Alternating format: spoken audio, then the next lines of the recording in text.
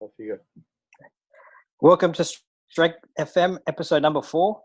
Chris and I are joined here today with Jordan Potts from Exalto Performance in the Sunshine Coast. How are we doing, fellas? Awesome, mate. Very grateful to be on this podcast with you two. So thank you very much for inviting me on. It's a pleasure. We'll start with, it's a cool story how things have come full circle. So the three of us actually first met a couple of years ago at a Woodford seminar. Yeah. So Chris and I went down to, I think it was the first Woodford seminar in Sydney, and Jordan was an intern at Woodford at the time. And I remember you took the warm-up and took us through some of the drills, and it was a great day. And then things have come full circle. Everyone's back together again together. Yeah, no, that workshop was that was nuts. That was probably one of the deepest ends I've been thrown in, I reckon. No, you handled it well. Woody he said, do you want to come and do a work? Actually, I went and did a workshop with him in Cobram in country Victoria. And there was I think there was six people there out at Future Fitness, Taylor Hardy's gym out there. And it was a good introduction to Woody's workshops because there was only 6 of them. And me and Brent, another intern, went with him. We had a bit of a weekend. It was pretty fun and got stuck into the workshop. And then he's like, do you want to come to the Sydney one? And I was like, yeah, all right, for sure. I love the Cobram one. So I went up there, flew up there with him, and we got there and there was like 30 people there. And I was like, holy shit. All right, I'm under Christian Woodford's name. So I had to hold a high standard. And he just went, what, do you want to get him moving? And I was like, 100% I'll get him moving. So throw me straight in the deep end. And I loved it. Loved every minute of that workshop. Working with Shandor as well. Shandor makes you stand 10 foot taller in every room. So that was good introduction to workshops, I think. Nice. Yeah, and I think I thought you were working for Woodford. I guess I didn't have any clue that you were an intern. I guess you're just so confident, knew your stuff. I just thought you were one of like a partner or worked with Woodford. Fake it till you make it, bro. Yeah. Oh man, I was packing it so hard at that workshop. I was enjoying myself. I wasn't rattled, but I was definitely, I was feeling the heat. It was good. I loved the challenge. Nice. All right. Well, let's get into business. Why don't we hear the Jordan Potts story for some of our audience who don't know you or hearing you for the first time? Yeah. So I'm 25 years old. I live on the Sunshine Coast up in Queensland. And east coast of Australia, beautiful part of the world. I'm actually quite biased. I was born in Brisbane and lived in the Sunshine Coast from about 8 years on, and a half to be exact, and just spent my time growing up, living on the beaches, playing footy, playing soccer, threw myself into every single sport there was. It was just such a good lifestyle. It really kind of ingrained into the active person I am today and how passionate I am about teaching kids about this and, optimizing this stuff it makes such a big difference when you are active and you have a healthy mind and the body works together with the brain. So that was a big thing for me, being completely consumed with always sporting activities or down the beach surfing. And then I went through some pretty hard stuff when I was an early teenager, had some family issues, and then also had my first knee reconstruction when I was 16. So completely ruptured my ACL playing footy. Went from flat out sport every day, all day, to sitting on my ass, feeling sorry for myself. I was on Roaccutane as well for my skin. So that's got massive side effects of depression. And I just went into this hole, right? I just got put in this pit within 2 months, broke up with my girlfriend, put a heap of weight on, put 30 kilos on. I was 96 kilos at 16, up from 68 kilos or something, stupid amount of weight. Played video games in this pit and, went through a really bad time actually. Was not enjoying the days that I was waking up. It's pretty hard. And then I think I didn't have anyone around me with enough support of growth. There was a lot of people that were giving me sympathy. And I think it's one of the hardest things that we do in today's day is we want to be sympathetic towards people, but what we actually do is damage them more because you make them feel like there's no forward progression. So instead of like having sympathy, show empathy and say, hey, look, I understand you're in a problem, but it is going to get better. So I think that was something I lacked, and that's a big part of what I do today is delivering love and empathy towards progression. So I got to the end of my rehab, I guess, and was not really confident in my knee, and started running, losing some weight, getting stronger, found the confidence back in my head. And after making those changes, I actually saw how possible it was to change the body. And I just did what I thought was normal. I was doing stair runs till I was vomiting and like just stupid shit. Like, as you do, you just hear stuff and you got to just hammer.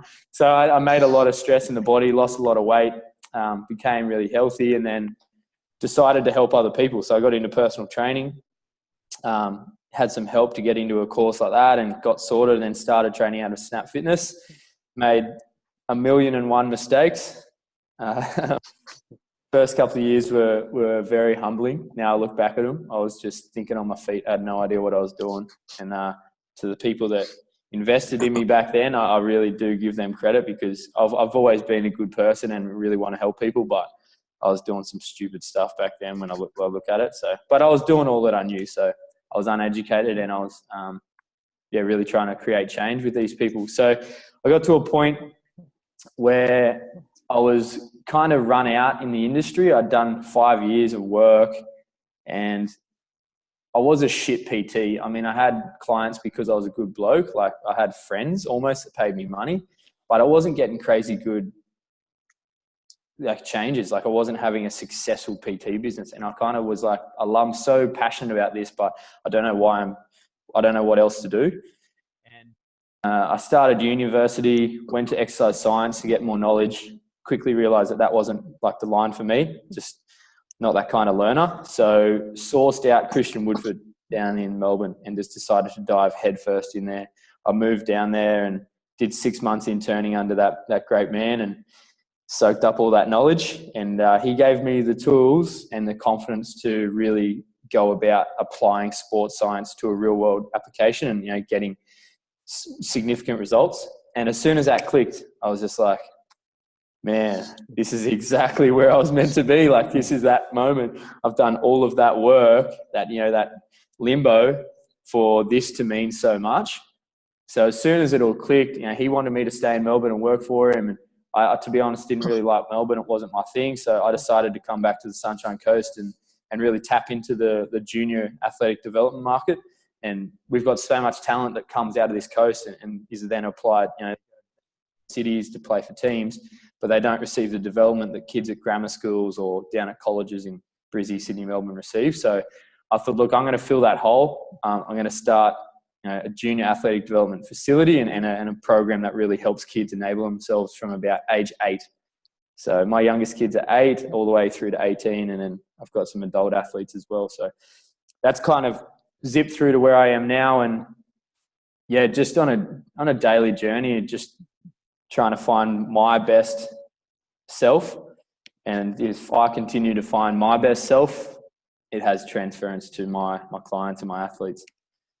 So yes, it's always hard to try and compress that story. You did well. There's so much in it. Could have gone down a few rabbit holes, but that's Exalto Performance. That's an awesome story, mate. That's good to hear. So what got you, or what's your take on the junior development system at the moment? What do you think it's missing? What's the hole you want to fill? First of all, it's missing itself. There's a massive lack in it. Parents don't understand that it actually is beneficial to the body. They really see training as this dogma of, kids get growth, stunts their growth. It'll ruin their bodies, all this stuff. Like, really? Like, you actually believe that a strength coach wants to ruin a kid's body? Like, I don't know what kind of horrible human has that as a passion, but mine is actually to optimize. So I come across a kid, I'm not going to try and ruin him. So, and it does come from an old stigma of, obviously the fitness industry does have that overtraining perspective where they can have bad effects on the body, but a good, solid, smart coach, educated coach won't do that. They'll only enable the nervous system. So the next thing leading on to that is what I think's missing in the athletic for juniors is looking at it as a brain. And, you know, I don't see their body, I see their nervous system. And this is what I learned off Woody was, you know, what is your nervous system's ability to move and coordinate yourself, first of all, for strength, then for power, and then for speed.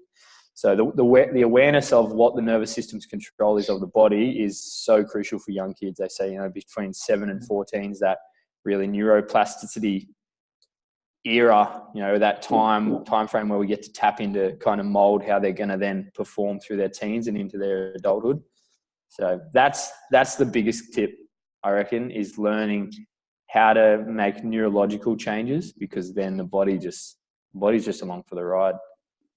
Yeah, I guess there were a couple of things there.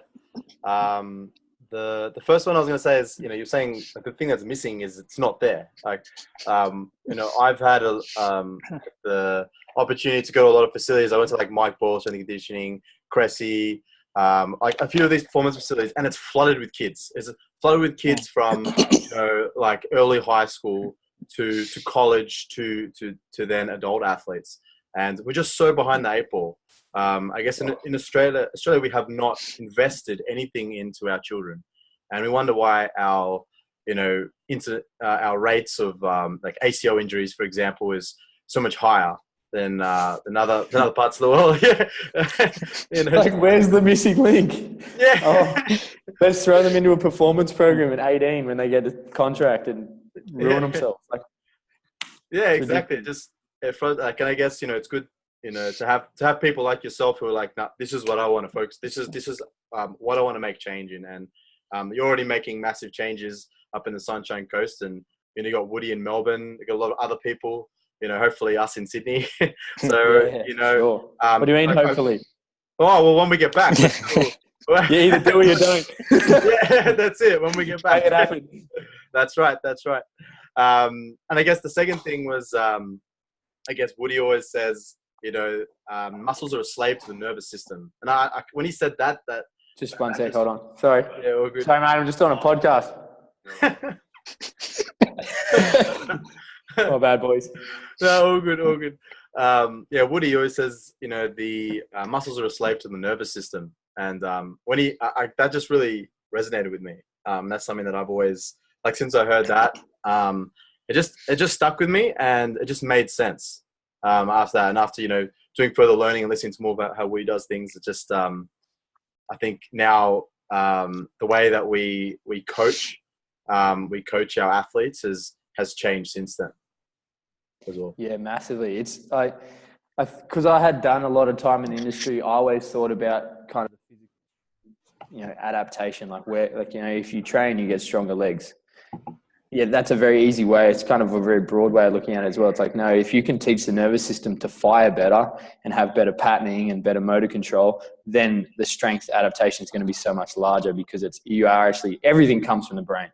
Like you said, you know, like the muscles are a slave to the brain. So let's focus on training the brain, and then the muscles literally, you know, they're in command to whatever the brain tells them. So that's what I do with the kids. And it starts simply with landing, jumping, just core bracing, like understanding how, and cueing them enough so that they understand that their brain is doing what they're doing. Because I find most people will just train juniors and be like, oh, just do the work. Like you'll get better, you get stronger. It's like, well, let's educate them into why they're getting stronger, or, you know, why they're going to find the adaptation. Because as soon as you make a kid realize that, you know, your brain moves your hips back and then explodes them forward, and they're like, oh my God. Like, you know, these kids are, how can we do this better? You know, like, oh, it's like, and I tell them it's like having superpowers. You know, that's what I love telling my kids. Like, if you can control your brain, you get like this superpower that no one knows about. Like, what do you mean? I'm like, well, you actually use your brain properly. It's, you know, for a lot of people in the world, they have no idea of that, no concept. They can't actually fathom the fact that they are in control. So giving kids that, and, you know, working towards, say, like an affirmation like that. Like, who's your favorite superhero? You know, Batman. How would Batman do a broad jump? Well, Batman's going to boss that broad jump. He's going to go at it hard. So Yeah. They're doing a lot of stuff like that. Yeah. And And just to touch, sorry. No, go for it. Just to touch there on the nervous system for a sec. So you're seeing kids when they're about 8. Even before that, around like age 4 to 5, parents, if you're listening, you should be getting your kids as active as possible. Movement patterns like throwing, kicking, jumping, climbing, a lot of that is developed around 4 to 5. So video games and stuff like that, it's cool some of the time, but they need to be active, playing with other kids out in the parks, because that stuff is developed really early. Yeah, it's crucial. It is so crucial. You look at kids who grow up doing that stuff. There's such a big gap. Like I remember when I was growing up, we used to have a whole bunch of kids on our street around similar age. So weekends and school holidays, it was absolute mayhem on our street. We were playing whatever was in season. It was footy, cricket. That was the best. And then, and then I don't see it these days anymore. There's no kids. Yeah, tackle bull rush in the backyard. Tackling kids in the bushes, yeah, it's really rare to see that stuff anymore, and it's kind of like, I asked one of the kids the other day, they were hanging on the bar, like we were doing some swing, and I was just monkeying around with them, and one of them was like, "Oh, yeah, I don't know, I'm not real confident." I was like, "What do you know?" Like all the other kids have been here a bit, they were going into it, and he was just, and I helped him up there, and he was shitting himself. He was like shaking, and I said, "You know how to land? Like I've taught you how to land. When you drop, you're strong enough to do it." And he said, "I just don't do this stuff much." And I was thinking, as a 10-year-old kid, like the teachers used to blow the whistle 4 or 5 times for me to get off the monkey bar. It's like I couldn't get off it. Whereas that just doesn't happen anymore. And I said to him, "Don't you do the monkey bars at school?" "Oh, yeah, not really. No one goes on." I'm like, "Are you kidding me? What are we doing?" No one goes on them. What is it? No one. It's the culture these days. But I mean, that's the world we live in. And it's also opened me up with an opportunity to create a facility where kids can come and get into that. So you've got to also be grateful for it and look at not only are we in a technological era, but we have to show kids what we grew up with. And I think it's going to make such a difference, is looking at that long-term athletic development. Is if you want to play sport, don't get caught on your iPad. Go and invest some couple of hours a week learning how to move properly, because the kids that don't do it, there's definitely going to be a gap. Yeah, I guess technology, really it's a drug. Technology is a drug to kids, and they get so hooked on it, and so a lot of it isn't, in my opinion, it's not necessarily like motivating the children as much. It's also educating the parents as well. I think educating the parents to allow them to move, get outside, get them moving. And I guess that goes into my next question is, how do you enroll parents into getting them to prioritize more athletic development in children? Do you mean how do I kind of educate? Yeah, educate them, enroll them that this is important, because this is something to Australian parents, this is fairly new, let's say. Yeah, it's definitely a challenge. A lot of them will think that they have to just play more sport. They can't see the value in taking a day off to do development, which will then enable the sport. They kind of think, "Oh, well, why don't just do more running?"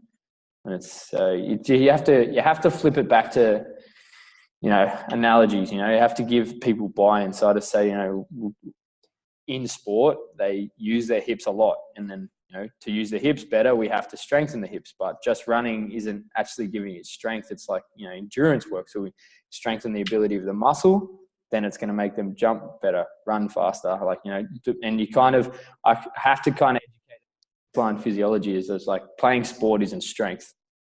You can display strength, you can have a big fend or something, but strengthening the body is actually going to give you more power on the field.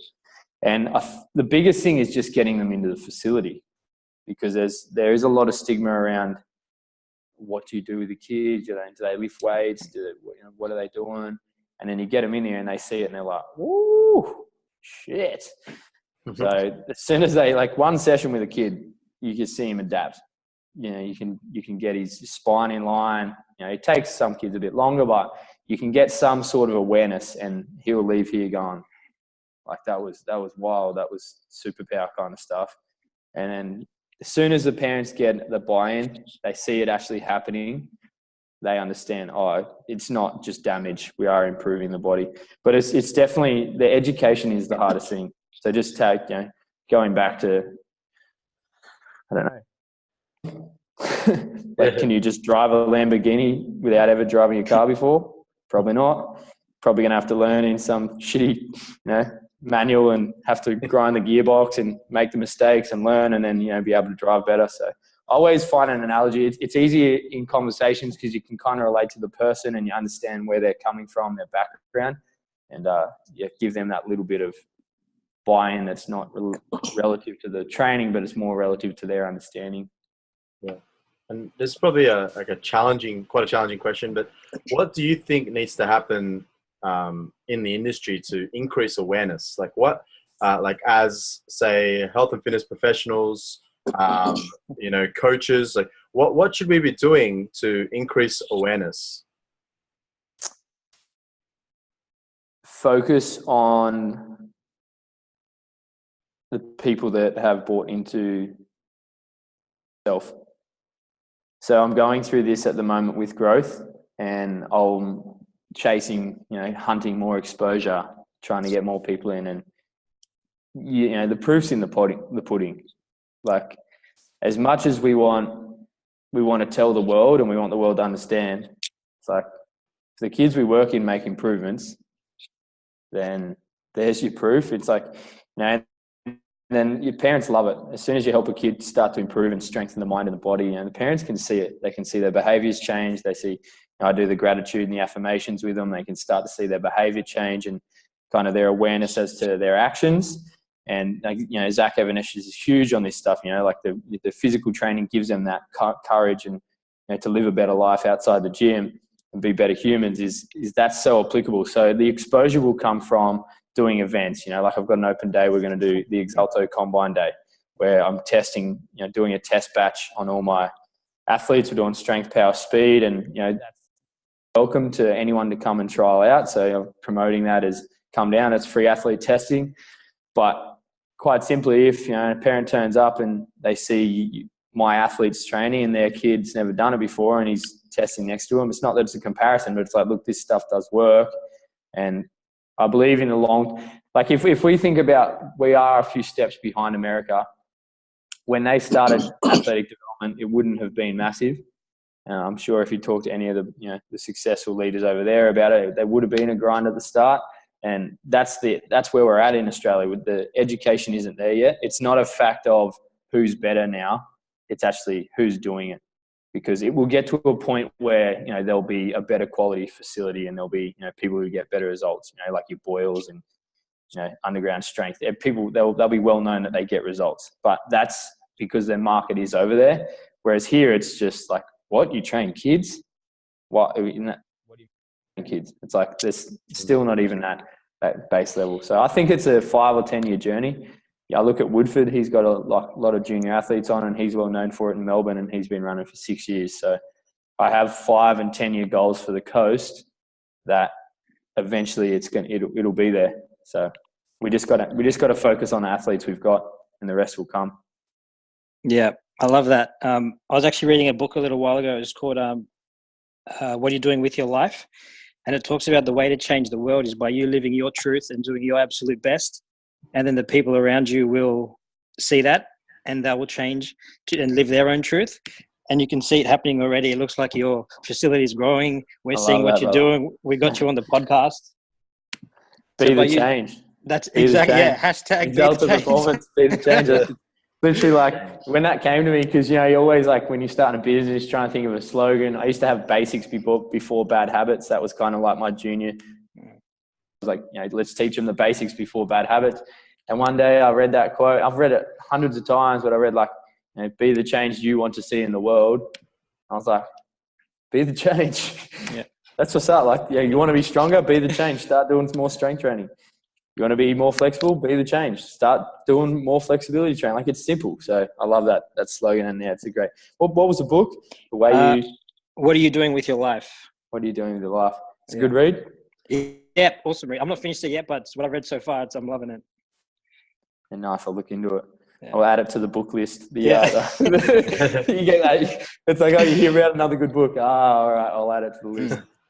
So, and then 2 books. Yeah.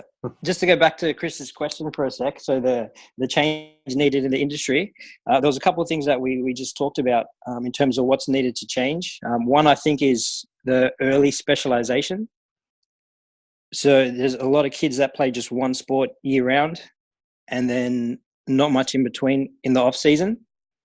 As we know, just that one movement pattern, constantly loading it up without any variation with play and working other patterns and muscles is going to lead to issues down the track in terms of overuse injuries and crappy movement.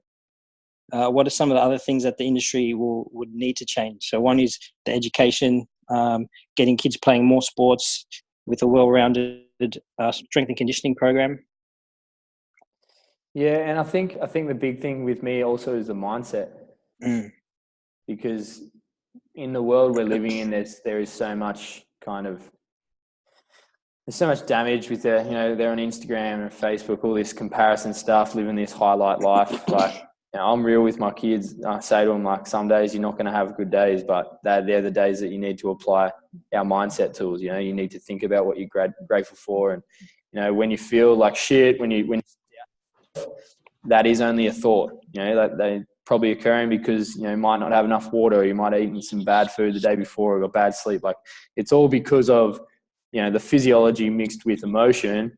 Is we have to teach, like, this is what I went through when I was 16 with my knee reconstruction. I just had no structure, and I went deep into depression. Like, I just didn't think I was a worthy human being to be waking up in the morning. And it was just simply because I wasn't exercising. I was eating shitty food. I was on my Xbox all the time. So my physiology started working against me, and my mind followed. And giving kids that aspect of, like, look, life's not easy, but it's the best ride ever. Like, those dips are actually what is going to send you then back up. So I think adding in really simple tools, like, you don't have to be a mindset expert. Like, most people in this industry are pretty, wide with all of that and, like, have a good value. But I just do gratitudes and affirmations with these kids, and it teaches them a lot about. And it's funny because the first couple of weeks, I'm grateful for my Xbox and grateful for my TV. I'm grateful for this. Like, it's all that kind of external stuff. And then you start getting, a month in, and the more time they spend with us in the group, they go, oh, I'm grateful for challenges. I'm grateful for growth. I'm grateful for my parents bringing me to train. Like, because they write it on the wall, I can see what they're thinking. And you start to see that growth, and kids are coming in and saying, thank you for training. I really appreciate it. Like, 10-year-old kids talking like that, and you're like, what do you mean? Like, but it's just because there's no awareness to that stuff. Like, I can make them squat, I can make them jump and hang, but how are these kids going to handle themselves in the 23 hours post my training? I think that's where that goes a bit deeper with past the physical, is like the metaphysical. What are you expressing? What are you able to express when you're not feeling great?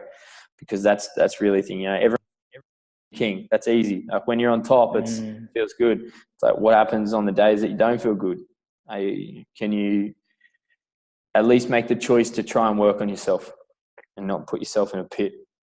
Right.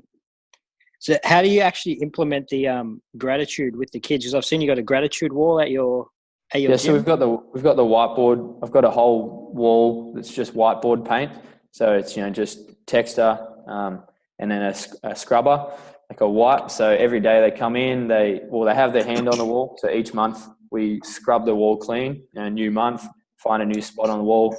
They trace their hand, put their name inside of it, and then we do underneath it. We start with 3 points of gratitude. So it's this is my print, Jordan Potts. I am grateful. What's mine today? I'm for really shit days, great weather, and love. So yesterday I had a pretty bad day, just stress and whatever, and it showed me the contrast of what I get today is a great day. So I am grateful for those days that are down. So once we've done the three points of gratitude, we then go to affirmations. So they affirm what they want.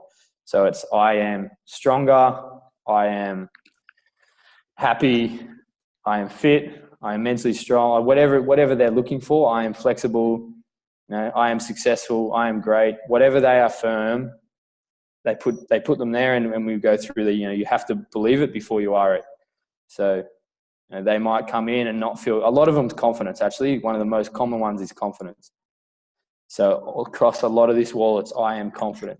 So when they come in, I talk to them like, what do you want? And they're like, I don't feel confident. I'm like, all right, well, write I am confident. And then they write it and you say, how do you feel? And they're like, that actually felt pretty good. So they just keep affirming that.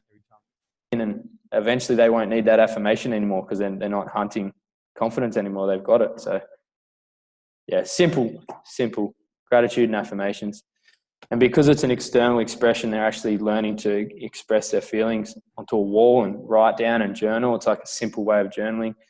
And it's a really great atmosphere because everyone's on the wall. So they get the contrast of different people. They also get, they can see the similarities, and it's good. I love it. It's probably my favorite thing in this gym, actually. Wow, that's awesome to hear that physical mixed with the metaphysical and the mindset skills as well. It's like the complete picture.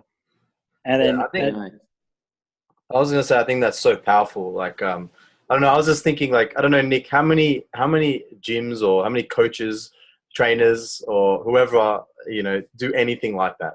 That you've Not heard many. of? Like, I haven't heard of like many people doing that. And you think about, like, I guess we're going a little bit, well, it's still within the topic, but a lot of children, that have so many insecurities, that have all these, body image issues, that have, go through depression, that have anxiety, like, and the numbers just keep going up. And I think, like what you're doing, Jordan, I think by doing that, like, you're making such an impact on these kids' lives. And man, I just, like, when I was hearing that, I was like, man, that's amazing. I was like, I'm going to do that. Like, I was just thinking, I have to do that. Like, that's take it on. Just amazing. Yeah. It's like my biggest challenge for anyone I come across now in the industry. I'm like, why don't, like, if you think it's amazing, why don't you apply it, and then apply it to your group and your tribe, and see the changes that happens. And the biggest thing with kids is they have to understand that they are their weaknesses for a reason. When we can accept our weaknesses, they become our biggest strengths, because there's so much change. Like, when you can accept, you have strength. You carry all that weight. As soon as you learn how to lose it, if you let go of all that insecurity, which is a metaphysical thing of letting go of weight, they become that strong human being. But they've already had to lug, weight around, so the body knows strength. As soon as they become lighter, they are strong humans. And if it's, someone who lacks confidence, the reason they lack confidence is because as soon as they accept that they can be confident, that change, that contrast is huge. And these kids step into these shoes and like, wow, I knew what it was like to be, to lack the confidence. And now that I've accepted that and moved into a confident self, I feel so much better. So your biggest weakness is your biggest strength. You just have to accept it. That's amazing. So that goes bigger than just developing athletes. This is people development. That's everyone should be learning that. This is a lot. That's amazing. Yeah. I made some massive changes in the last 2 years. So yeah, it's very easy to apply it when you've experienced it, which is why most of us get into the industry. We experience something and it spurs us on to help others do it, and then we just continue to learn lessons about ourselves, and then we are our experiences. So what we choose to see value in, we will then continue to deliver. So yeah, all the experience with Mitch and Keegan, man, that took me to a whole nother level with my delivery. Yeah, mate, that's awesome work. And there's definitely a similarity with our stories. Like, we've all come from or been changed by physical training. Like yourself, Chris, myself, all been changed and had a positive impact, and wanting to spread that around. And then this work with gratitude and mindset, that's only going to take it to the next level. Yeah, it's epic. It is. It really is. I just wake up every day and my goal is to be the coach I wish I had when I was 16. Yeah. And it's funny because every time you coach an athlete, you're actually coaching yourself. I just get to live these lessons every day. So I've created the environment I need to be in to thrive. Nice. Just to go back to a technical question for a little bit. What are the big movement patterns you hit in your programs, and what are the common weak areas you see in kids that you target the most? So the first common weak point is core. Yeah. So just lack of stability around the spine. It's probably one of the easiest ones to create change in, because everything we do uses our core. So as soon as they learn to connect, co-contraction of the glutes and their stomach muscles, as soon as they learn that, then their bracing becomes better, their running becomes better, everything. So the first thing's the core. I do a lot of core fillers. Probably not ideal for people that are at their strength ceiling, like always lifting, but I pump a lot of core through my workout, so the kids are always tapping on. So it's kind of like that micro dosing approach. But then the big movements, I always start with a hinge. Just the hips are so powerful when it comes to the application in sport. Is like start with a hinge, squat, single like a split squat. We go push up, handstand. I love the handstand work for kids. It just gives them that like enjoyment to training. Like I can handstand on my hands. So, and it's an upper body push, which I think it's closed chain as well. Like it's on the floor, better rotator cuff, all that stuff. So the handstand, I see a lot of value in the handstand. Pull work, I do hanging first, and then like eccentric chins to build the strength. And once they can do pull-ups, just bang them out. And a bit of row work, and then sled and sprints. Yeah, So I love it. I do a lot of sled work just because it teaches the right angles for speed, and you can load it, and it's not actual loading on the spine. Great way to strengthen the body without kind of putting them under load. I know Boyle's massive on that. I still see the value in squatting. I love it. Teaching kids how to resist load. So, yeah. This week I've actually been spending at a place called Exalto Performance in Florida, and they run a really good youth program, and they love the sled as well. Exalto was talking about if you could put a kid on one thing, it's the sled and get them pumping it. Yeah, man, it teaches them so much forward drive. And like you'll be in the dozer, you'll make stuff happen. I love it. The sled's one of the funnest things. It's the best tool in the gym. Like, I love it. So, and you can add competition. You can make it strength. You can make it cardio. You can do whatever you want with it. So it's a good tool. Yeah. And another area that came across this week actually was the feet. Which gets talked about a lot, but I saw the guys, they did at Bomberetos this week, they do so much prep work on the feet for all athletes, but especially the youth. There's so many muscles and joints in there, and if that's like wobbling around and not stable, they're going to lose a lot of force transfer. So they actually do a lot of prep work and detailed work on like inside and outside edges of the feet. So they're doing like different calf raise walks in different directions and different low-level plyos. Yeah, that's epic. So if you think about, the athletes that people say can turn on a dime and they're in some really weird position and somehow they can just cut out of it. So like say if you've got a strong upper body and legs, but the feet aren't that strong in different planes, you're not going to be maximizing that like change of direction agility work. So there's some low-level plyos, and also, the wall drill that you do. Yep. So like to work on the inside edges of the feet, they turn sideways and support with one arm and do the wall marches from that side. Yeah. So that way, Side step up, whatever. Side drive, I love it. Yeah, side drive, side sled marches. It was just like a whole nother level I hadn't seen before. It's a factor. You don't want custard feet. You won't be doing much on the field if you're sloppy on the feet. That's it. Hey, Potsy, with your programming, like when you have, your groups, let's speak, we're talking about the juniors. Do you have like a program that everyone is doing at one time, or do you change things as they progress, or as they get older, or are they doing all the similar stuff? Yeah, look, this is a pretty vulnerable question for me, because I am only 6 months. Oh, actually no. So I'm 18 months into Exalto, like training kids, but 4 months into the facility, and I have learned a lot of lessons over the time. My best way of looking at it now is kind of the GPP approach to kids. I was individually programming, and it became a bit too much to manage when they weren't skilled enough. So if I have anyone that's of a high enough skill to leave the group environment, they can slip into like me private and they get their own programming. But to start with, it's more structured play. So we go through, everyone will go through the hinge, everyone will go through the push-up, everyone will then go through the core work, and, we'll be on, everyone's together.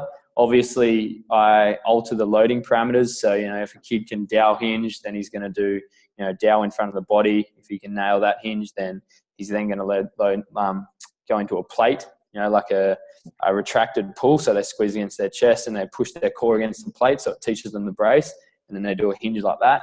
And then once they can do that, I move them, onto a barbell. So yeah, there is within the group, obviously, depending on their technique, their speed and their load, will, alter what they're using to get that stimulus. So, but it is pretty general. So, I'll do the same rep range. It's usually like a 4x10 because it's a learning phase for these kids.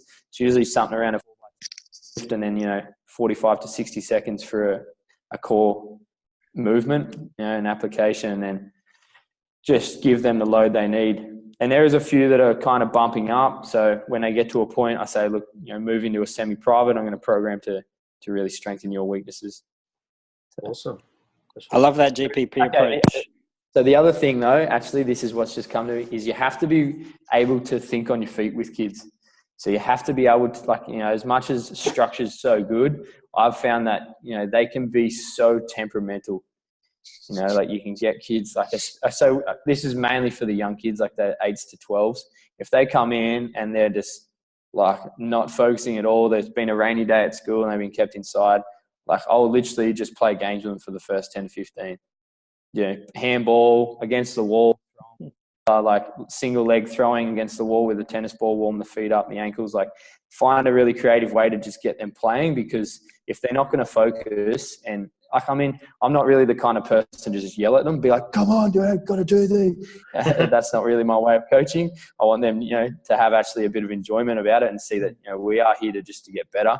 So just get them playing, do knee tiggy, tag, wrestling, whatever, do some different stuff. And then once they kind of loosen up, and it's all right, let's do some structure again. So being able to just let go of stuff was one of the biggest changes I made as a coach. Instead of being like, this is what we do. Yeah, love it. We're running out of time, so we won't keep you too much longer. Before you touched on the juggling, we know yourself, you're a 5-ball juggler. Can you tell us why you teach the kids juggling and some of the success stories you've had with it? Yeah. First of all, I'm a 6-ball juggler. Oh, you're 6-ball? No way. Are you 6 now? Oh my God. Not yet. I'm not yet. I'm learning how to be a 6-ball juggler. Okay. I'm not stopping at 5. I'll tell you that much. Yeah. No, yeah, I am on some 6-ball drills, and it's a whole nother game. Basically, to quickly run this through, and it's simple, is just learning how to fail. Yeah. So juggling, anyone who's gone through a juggling journey or has tried to juggle and drop the balls, we usually be like, oh, I can't do that. And has quite a good transfer into the attitudes and the beliefs that they have through their life. You can instantly teach someone about failures. Just go, well, what if you just pick them up and try again? And then they drop them. What if you just keep going? And then they see that point where they're like, and I'm like, you've done the same thing 5 times. It hasn't worked. Are you willing to change your ways? And they're like, oh, what do you mean? I'm like, well, try something else. Try a different pattern. And then eventually something's going to click, and you're going to know how to do that, and you'll go to the next level, and you'll do the same pattern, and you'll keep failing till it clicks. So teaching kids how to be resilient to actually failing is something that is not really – everyone gets a medal these days. You get a medal, this participate. That's bullshit. You can't juggle 4 balls yet. It's because you haven't learned how to do 3. And if you can't learn how to do 3, start working, because it's not that big of a gap to the 3. And then the 4 is kind of like you're really invested in progression. And then going to the 5 is a whole nother level. And you find on that journey, when you are focusing on, if I'm focusing on getting my juggling better, everything else is getting better as well. Like the way you do one thing is the way you do everything. If you're just going to give up, like, oh, I suck at juggling, I can't do it. It's like, no, you can't yet. How powerful is that 3-letter word, yet?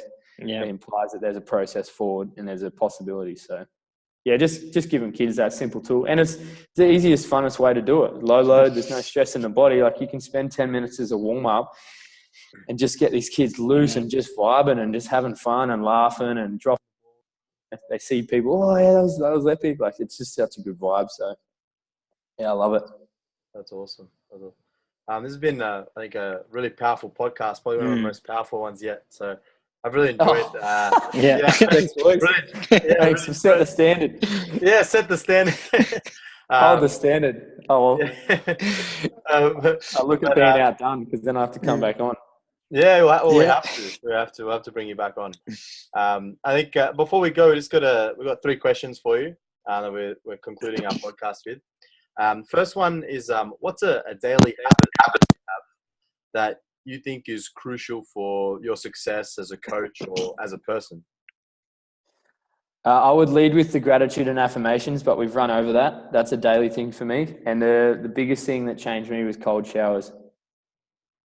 Yeah. So I relate the hot shower to comfort zones. You know, when you wake up and you have oh, this is so nice. And it's like, you know, that is what people are like in their lives. They're just so like comfortable. They're, oh, this is great. You know, this hot water.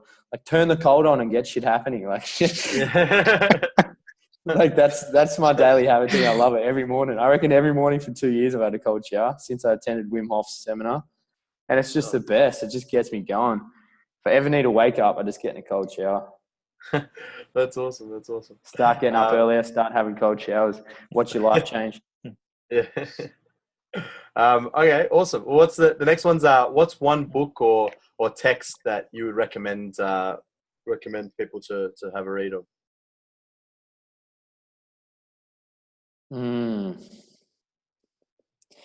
Look, to be honest, Rich Dad, Poor Dad by Yeah. Robert Kiyosaki.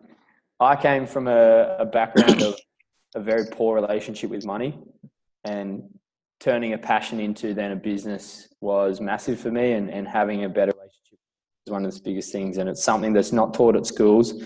And unless you've got parents that are switched on with it, you are going to abuse money, because it's one of the most powerful tools to the people that know how to use it. And it's one of the most detrimental to those that don't. And I didn't want that to rule my life anymore. So I started reading on some things, and the Rich Dad, Poor Dad book was bang. I haven't enjoyed a book like that. Like I felt like I was learning, like it was just amazing. It wasn't even really about money. It was about currency, and I really enjoyed it. Kind of taught me a lot. So yeah, that's my That's a great book. Yeah. Awesome. And third question is, what's one bit of advice that you would give your previous self, maybe before you began your Exalto journey? What's something that you would give yourself, or maybe that might apply to other, new coaches starting out? Self-love. Have to start with yourself. There's no amount, you're only limited to the amount that you love yourself. I think the world will look at it as a selfish thing, you sell up yourself, but that's the difference between cocky and confidence. Is like, if you're actually confident why you're on the earth and what's good about you, and also why you're vulnerable, like what are your weaknesses, if you can love those sides of yourself and work on them, you're going to improve yourself. And if we continually look to give our self-love first, it's so easy to help others. I think it's probably one of the things where I think people go wrong, is they try and do too much external, too much for other people, and then it strips them, it drains them. And we've all been there, you get that day, you just drain. Like, give yourself self-love. So it was definitely the biggest changes I made in myself, and it's the biggest thing I think everyone else needs to learn, is just how to love yourself better, and don't get too down on yourself. Yeah, that's awesome. And I guess Potsy, we've had an awesome time here today, and I've definitely learned a lot of things that I'm going to begin applying, and I'm sure a lot of our listeners will as well. Do you want to give yourself a bit of a shout on how people can contact you, follow you, and see how you're doing things?